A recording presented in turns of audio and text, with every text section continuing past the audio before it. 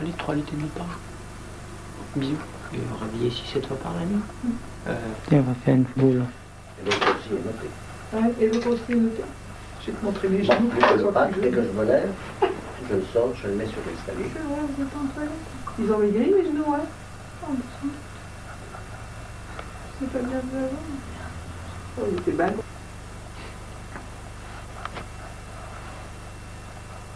Allumé. Moi, c'est pour les pommes, enfin, pour la reprise du demi-jeûne. Oui, oui. Faut manger comment? Parce que on n'a pas forcément faim tous les 2 heures. On fait comment? On attend la fin? Non, si vous allez attendre la fin, vous allez attendre 2 Bah, semaines. c'est ça.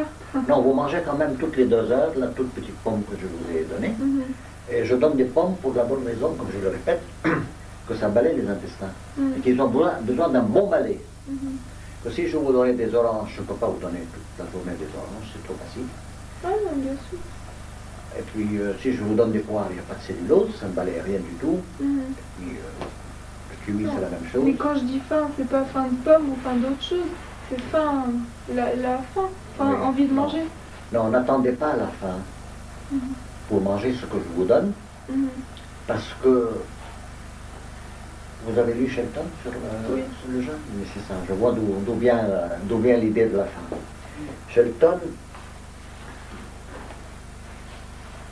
Shelton, il aime tout ce qui est parfait. Ah oui. Comme Burgers, il aime ce qui est parfait. Alors Burgers s'imagine que l'instinct est parfait, on peut le suivre. Eh bien non, il est dépravé. Et Shelton pense aussi que l'instinct de la faim marche bien, il est parfait, mais il est détraqué. Votre instinct de la faim est détraqué. S'il fallait attendre que les gens aient faim pour couper leur jeûne, je couperai le jeûne à personne, ou presque personne. Et j'ai la preuve de ce que je vous dis. La doctoresse Vetrano, qui a secondé Shelton pendant 15 ans, elle a écrit dans l'un de ses articles, vous imaginez, en 15 ans, combien de gens elle a surveillé, hein, environ une trentaine à la fois, par jour. Mais j'estime ça peut-être 7-8 000 jeunes heures. Hein. Elle a dit que ceux qui ont atteint, et elle faisait jeûner à la manière de Shelton, c'est-à-dire qu'il y a des gens qui, illimités, hein, 20, 30, 60 jours, comme Shelton, pareil. Elle n'a pas changé un iota de sa méthode. Elle a dit que le nombre de gens qui ont réussi à avoir la faim à la fin de leur jeûne ne dépassait pas 5 ou 6. Une seule main, elle a dit, et 5 ou 6. Alors 5 ou 6 sur 8000, on ne peut pas faire une règle générale là-dessus. Moi je dis que l'instinct de la faim de la plupart des gens est dépravé, détraqué. Shelton dit il est détraqué seulement dans les cas mentaux, c'est-à-dire les malades mentaux. Moi je pense qu'il est détraqué chez presque tout le monde.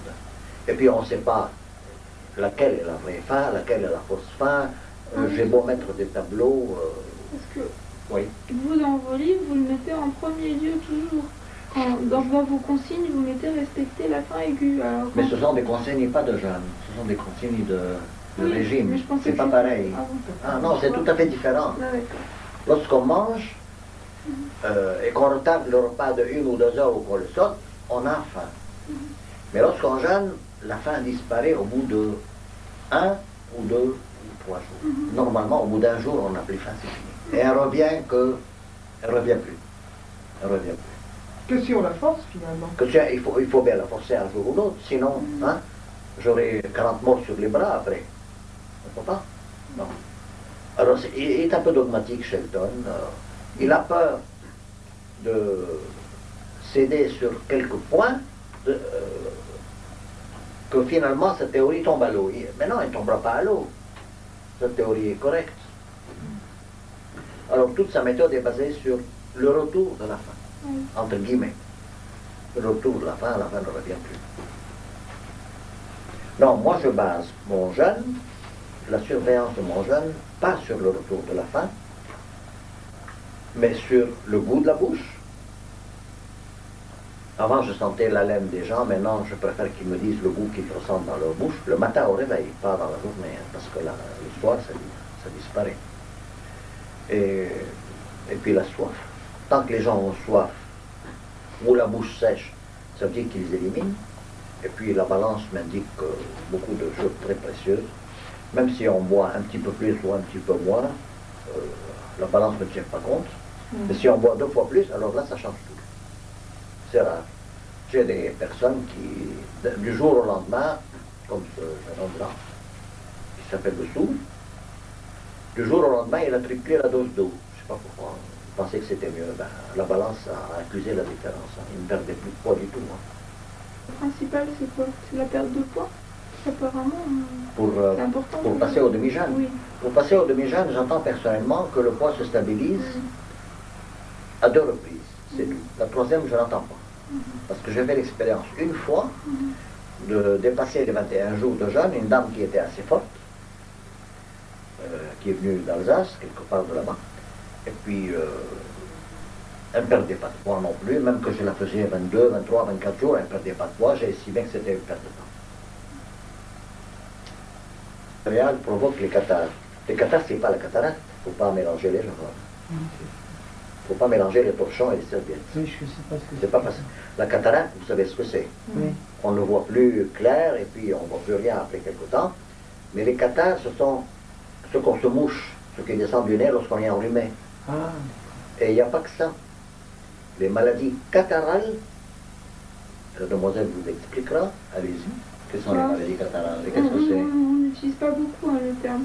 Enfin, c'est tout ce qui est du mucus qui sort. Oui, c'est tout ce qui est du mucus. Dans les bronches. Les mucosités, quand vous toussez, il y a des gens qui crachent, il y a parfois des catarrhes dans les organes sexuels, il y a des catarrhes stomacaux, dans l'estomac. Les catarrhes se mettent partout dans le corps. Ce sont des mucus, c'est blanc, et quand ça devient jaune, c'est un peu plus grave, ça veut dire qu'il y a du pus dedans. Comme dans la sinusite. Dans la sinusite, ça devient un peu plus jaune. Et parfois, c'est liquide complètement, c'est presque de l'eau. Et parfois, c'est très concentré. Il y a plusieurs sortes de catarrhes. Dans les rhumes. Hein? Comme dans les rhumes. Dans le rhume, parfois c'est très très liquide. Moi, si je m'enrhume un jour par an, c'est liquide, il n'y a rien dedans, c'est blanc. Mais dans le temps, il y a 20 ans, 30 ans, quand je mangeais du pain, ben, le rhume durait 2-3 semaines, et c'était jaune, épais, ça durait longtemps. Vous me demandez s'il y a un rapport entre les hémorroïdes et la faiblesse cardiaque. En médecine, ils prennent un symptôme, ils prennent 2 symptômes et ils vous disent que le premier est la cause du second, ou vice-versa. Non, ils ont tous une cause commune. Un symptôme ne cause pas un autre symptôme, ça n'a aucun sens. Absolument aucun. Une maladie ne cause pas une autre maladie. Les hémorroïdes, quelle est la cause des hémorroïdes? Comme d'ailleurs des maladies cardiaques, etc. C'est lorsqu'on mange de travers, on mange des aliments qui ne sont pas indiqués. Ça, c'est la cause première. Je vous parle d'une façon très simplifiée. Hein. Si vous pensez aux causes mentales, ça fait, comme je l'ai dit hier, que 5% des cas. Hein. Ça se rajoute. Mais quelqu'un qui se nourrit correctement, les causes mentales ne le toucheront pas. Hein. Ne lui donneront ni hémorroïdes, ni rien. Alors, les hémorroïdes, lorsqu'on mange des aliments comme du pain, 3 fois par jour. Bon, quand j'étais jeune, j'en mangeais 5 fois par jour. Je pense que tous les étudiants mangent 5 fois par jour. Pain, brioche, sandwich, riz, macaroni, tout ça. Ben, les sous-produits de la digestion sont très acidifiants. C'est pas comme les fruits et les pommes de terre, qui sont alcalinisants. Alors, forcément, on devient constipé, parce que le pain constipe, le riz constipe, et comme les sous-produits sont très acidifiants, ça finit par acidifier tous les intestins sur toute leur longueur, et la seule chose qu'on peut voir, c'est l'autre bout, à l'anus. Alors là, ça brûle, il y a parfois du sang qui s'écoule, on a des problèmes de constipation, d'hémorroïdes, elles peuvent être externes, elles peuvent être internes, mais tout ça s'arrange avec un changement de régime ou un jeûne, ça s'arrange. Mais je vais vous faire remarquer qu'une personne qui a des hémorroïdes et qui jeûne, après le jeûne, les hémorroïdes, il faut quand même plusieurs semaines avant qu'elles se résolvent et que l'acidité disparaisse. Après le jeûne, elles semblent s'aggraver, les hémorroïdes. Vous en avez des hémorroïdes? Non. Je sais pas. Non. Peut-être. Moi, je sais pas, ça m'a jamais gêné en tout cas. Non, ceux qui ont des hémorroïdes, ils savent qu'ils les ont. Hein, parce que pendant le jeûne, les intestins se reposent. Alors, forcément, après le jeûne, ils vont se fatiguer beaucoup pendant au moins 2 semaines. Donc, c'est une fatigue supplémentaire lorsqu'on a des hémorroïdes. Ça s'aggrave après le jeûne. Et puis, ça se résout complètement après 1 mois, disons. 1 mois après avoir coupé le jeûne. Oui. Vous avez des hémorroïdes? Non, non. Oui, d'autres. J'ai eu un cas, le directeur de la DAS à Paris, qui était séropositif. Il y a 4 ans déjà de cela, il est venu faire une cure de jeûne et il avait des hémorroïdes. Je lui ai dit qu'il n'en jeûnait que 10 jours, il ne pouvait pas plus que ça. Je le voyais qu'il peinait énormément, il était tendu, c'était pas possible de le faire jeûner 1 jour de plus, c'était pas possible. Alors lui aurait bien voulu, je lui ai dit non, vous ne pouvez pas, on voit bien. Alors, comme il avait des hémorroïdes, je lui ai dit que ça va s'aggraver pendant au moins 2-3 semaines. Et après, ça sera complètement résolu. Effectivement, je suis en contact avec lui depuis 4 ans.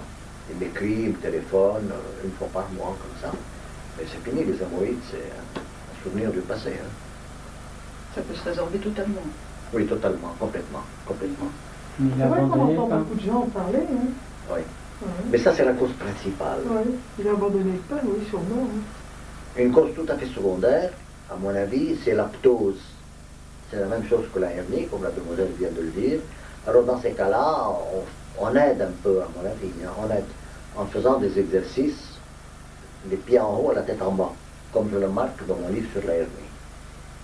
Mais c'est tout ça après avoir changé de régime, après avoir jeûné. Hein. Bon, on ne commence pas par ça. On commence Donc par les varices aussi doivent disparaître, c'est pareil. Et les C'est ça. varices, elles disparaissent complètement si elles sont légères et qu'on change de régime et qu'on jeûne. Mais si elles sont très apparentes, Ouais. il faut faire les exercices et ça prend beaucoup plus. Ouais. Mais il est toujours séropositif si vous appelez tous les mois. Non? Il m'appelle tous les mois pour garder contact. De temps en temps, il fait 1, 2, 3 jours de jeûne, parfois 1 semaine. Il est toujours séropositif. Je l'ai défendu de faire des analyses, complètement. Comme à tous ceux que je soigne et qui ont le sida ou qui sont séropositifs, je leur défends de faire des analyses. Et comme je l'ai écrit dans mon livre, je l'aurai dans quelques jours, Seule la nature guérit le sida, et un article aussi qui n'a pas paru, les analyses, c'est bidon. Elles ne valent rien. Les analyses pour la séropositivité, elles sont bidons. La preuve, c'est que il y a des personnes que je ne connais pas, qui ont écrit des articles dans Biocontact, que j'ai repris dans ma revue, dans mon livre, et qui sont séropositives depuis 16 ans, qui ont refusé tous les médicaments. Elles ont passé à la télé d'ailleurs, et qui sont en parfaite santé. Moi je l'ai encore, je l'ai magnétoscopé ça. Et qui sont en Tu parfaite dois en santé. avoir un. Alors, si elles sont en parfaite santé, c'est que les analyses ne valent rien. Elles sont complètement erronées. Ça ne tient pas debout, une analyse pareille, non. Qu'est-ce qu'ils cherchent dans les analyses? Ils ne cherchent même pas le virus. Parce qu'ils ont écrit que l'analyse du virus coûterait des milliers de francs, ils ne le font pas. Ils cherchent les anticorps, les leucocytes, si le corps en a trop, c'est-à-dire qu'il est en mauvaise posture et tout ça. Ils cherchent midi à 14 heures, des conneries. Ouais, pour rester dans le domaine du sida, apparemment les homosexuels sont plus contaminés que les autres, soi-disant. Oui, c'est vrai. Et moi j'ai entendu dire que, donc comme en général ils ont des rapports anaux, Oui. j'ai entendu dire que c'est le sperme lui-même qui attaque le système immunitaire du partenaire qui reçoit le sperme. Et donc je me demande est-ce que ça peut être une cause de l'immunodéficience. Le sperme, même si vous avez des rapports avec quelqu'un qui a le sida, il n'y a aucune contagion et le sperme n'attaque rien du tout et ce n'est pas une cause de contagion. Absolument pas. Je parle pas du sida, mais le sperme lui-même est cancérigène. Le sperme lui-même n'est pas cancérigène. Ça n'a aucun sens. Je ne l'ai jamais lu et si vous l'avez lu, c'est une grosse bêtise. Pourquoi on commence depuis le début? Vous avez dit que les homosexuels sont plus touchés que les autres. Ça, c'est vrai. Vous avez lu mon livre sur le sida. Quelle est la cause? Vous la comprenez? Vous l'avez comprise? Les antibiotiques. Hein? Les antibiotiques. Les antibiotiques. Et pourquoi les antibiotiques? Il faut expliquer. Parce qu'il y a beaucoup de maladies sexuelles. Enfin, Oui. Parce que vous avez lu mon livre sur le sida, sans doute. ben, j'ai lu la petite brochure là, que je vous ai achetée la dernière fois. Oui, elle est tirée de mes livres. Les homosexuels, comme ils ont des centaines de partenaires chaque année, hein, ils finissent par attraper des maladies parasitaires, c'est-à-dire la gonorrhée, la chaude-pisse. Et le traitement moderne, actuel de la chaude-pisse, c'est de prendre des antibiotiques, en quelques jours, fini. Et ils recommencent. Alors ils ont au moins 3-4 cures par an, au bout de 4-5 ans, les antibiotiques les détruisent complètement. Voilà la cause. La cause, elle est indirecte. C'est pour ça, lorsqu'on dit porter des préservatifs, ça ne préserve pas contre le sida, mais ça préserve contre les maladies parasitaires vénériennes. Ça les préserve complètement. Et au moins, ils n'auront pas besoin d'aller chez le médecin se prendre des cures d'antibiotiques. Ça va diminuer beaucoup l'incidence du sida. Mais s'ils prennent des antibiotiques pour d'autres causes, ils finiront par avoir le sida. En dépit du préservatif. Le préservatif n'empêche pas le sida. Ils disent que c'est la seule prévention connue. C'est pas vrai. Donc c'est pas le sida qui se transmet finalement. Le sida n'est pas transmissible. Pas du tout. Même si on a un rapport avec quelqu'un qui a le sida, c'est pas transmissible. Prenez un cas très clair. Un type qui se drogue. Ben, il peut porter les préservatifs toute l'année. S'il n'arrive pas la drogue, il est fichu. Il aura le sida, il en crèvera. Le préservatif ne va pas l'empêcher d'avoir le sida et d'en crever. Et pareil pour un type qui prend des antibiotiques, s'il porte le préservatif toute l'année et qu'il prenne des antibiotiques pour d'autres raisons, parce qu'il n'aura pas de maladies vénériennes du moment qu'il porte le préservatif. Mais il y a des cas qui sont dans mon deuxième livre. Des gens qui prennent des antibiotiques très souvent. Ils finissent par attraper le sida et ils en crèvent. J'ai raconté en particulier une histoire qui est tirée de la revue Voici. Vous connaissez cet hebdomadaire-là? L'un de mes lecteurs m'a envoyé, heureusement j'ai pas mal de lecteurs, chaque fois qu'ils trouvent quelque chose, ils m'envoient la coupure. Elle est vieille de quelques années. On parle d'une fille qui a 13 ans et qui est morte de sida. Et sa mère pleure et dit elle est morte du sida, je ne sais pas pourquoi elle est morte. Et bon, par chance, ils ont raconté l'historique de sa santé à cette petite fille de 13 ans. Elle a commencé par avoir un petit accident de bicyclette. Antibiotique. 6 mois plus tard, bronchite. Antibiotique. 6 mois plus tard, grippe. Antibiotique. Il faut être aveugle pour ne pas lire tout ça. Mais moi, quand j'ai écrit, quand j'ai réfléchi à la cause du sida, j'ai mis 5 minutes pour trouver que c'était les antibiotiques. Et quand je fais des recherches un peu partout dans les livres, dans les journaux, j'ai trouvé qu'il y avait pas mal de médecins avant moi qui avaient découvert que c'était la cause. Bien avant moi, dans pas mal de revues, ils disent, mais les médecins, mais les antibiotiques, c'est certainement la cause parce que on les utilise manu larga, c'est-à-dire avec la main large. Mais la voix de ces médecins, elle est étouffée par la publicité, par tout le reste. Vous ne croyez pas à la possibilité qu'ils aient propagé le sida par une campagne de vaccination aux États-Unis? Vous me dites, est-ce que la campagne de vaccination ne peut pas propager le sida? Il y a le docteur Brouwer, qui a écrit, vous connaissez, qui a écrit un livre là-dessus. Il me l'a envoyé. Il a sorti un tas de statistiques pour montrer que là où il y a une campagne de vaccination, il y a un peu plus de sida. La variole. Hein? Les campagnes de la variole. Les campagnes de la variole. Ça ne m'a pas convaincu. Je vais vous dire pourquoi. Pour que l'effet soit permanent, il faut que la cause soit permanente. Quand les gens se vaccinent, ils ne se vaccinent pas chaque année, ni tous les mois. Ils se vaccinent. Leur immunité tombe complètement.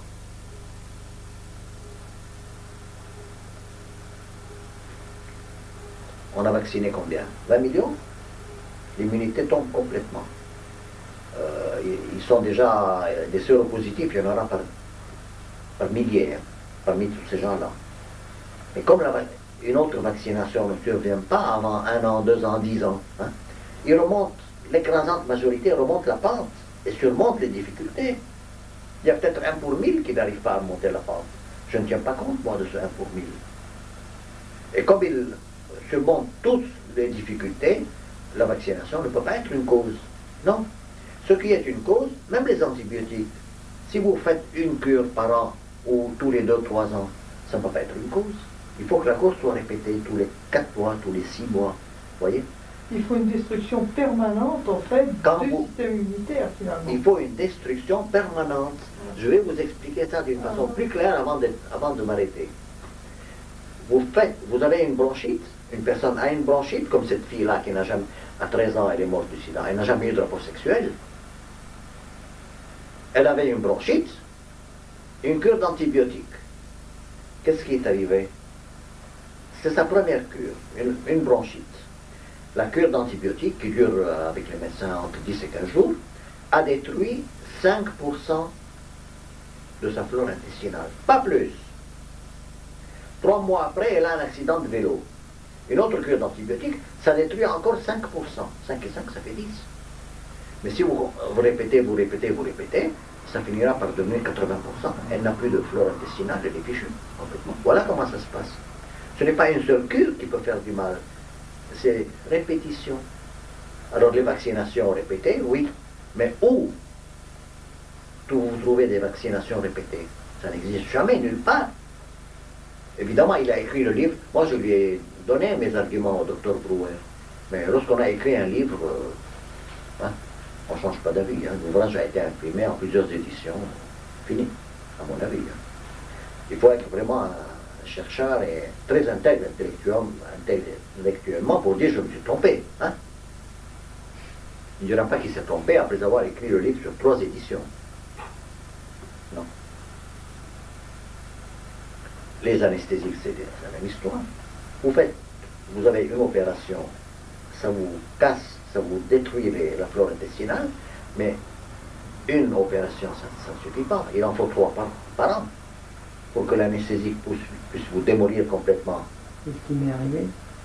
Oui, vous en avez eu beaucoup, vous. 2 cures d'antibiotiques. Oui. Vous n'êtes pas l'une après séropositif. l'autre. Non. Ben, ça m'étonne, parce que L'une après vous l'autre. continuez, vous le serez. Après anesthésie locale, juste après anesthésie générale. Vous remarquez, la locale, c'est minime. Ça ne compte presque pas.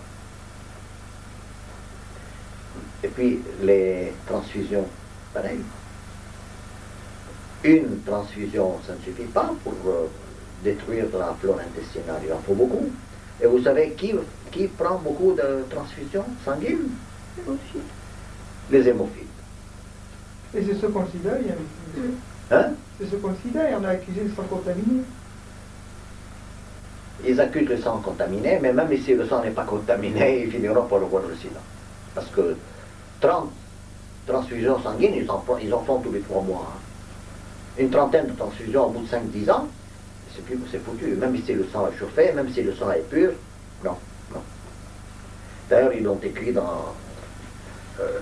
durant ce procès-là du sang contaminé de Laurent Fabius. La plupart des commentateurs, ils ont terminé après avoir raconté un tas de conneries, ils ont terminé, ils disent, il n'y a pas de sang à 100% sûr, qu'il soit contaminé ou pas contaminé. Ben, ça résume tout, ça. S'il n'y a pas de sang sûr, de sang qui soit à 100% sûr, ben, le problème est là. C'est que la transfusion n'est pas valable.